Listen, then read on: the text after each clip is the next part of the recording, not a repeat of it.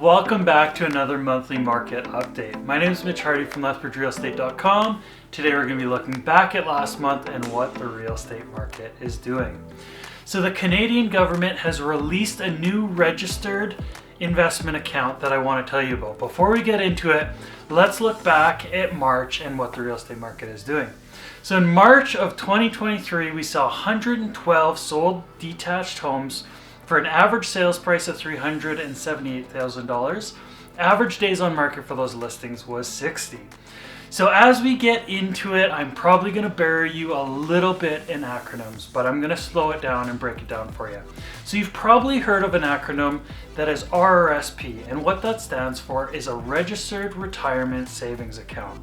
Now the cool thing with this registered account is any money that you contribute to it is deducted from your taxable income.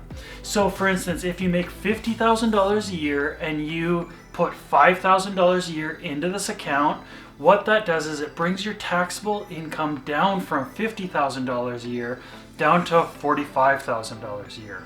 Now another account is a TFSA, or a tax-free savings account. Now this one, any money that you contribute to it, then you don't pay taxes on your return investment. So there were some really cool stories actually of people taking their TFSA and growing them into these massive accounts. Now there is an asterisk with these. Both of them do have contribution limits, but we'll talk about those in a second. So the Government of Canada has introduced this first home savings account. And what this has done is taken kind of the best of both worlds from the RRSP and the TFSA and blended them together. And so what this means is money that you contribute to your FHSA then brings down your taxable income, and as that is sitting in that account and invested, you don't pay taxes on your return on investment. So a couple things to know about this. You've got to be between the ages of 18 and 71. Now another thing is if you or your partner has owned a home previously, you may be disqualified from this, and it does look that it might be if it was within the last 4 calendar years, but we're still waiting on a little bit more information there.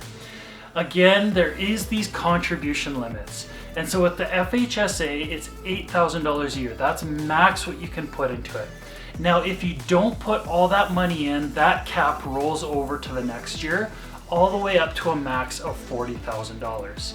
And so even though the government rolled this plan out April 1st, these accounts aren't actually available yet, and the banks are saying that they're probably going to be available later this calendar year.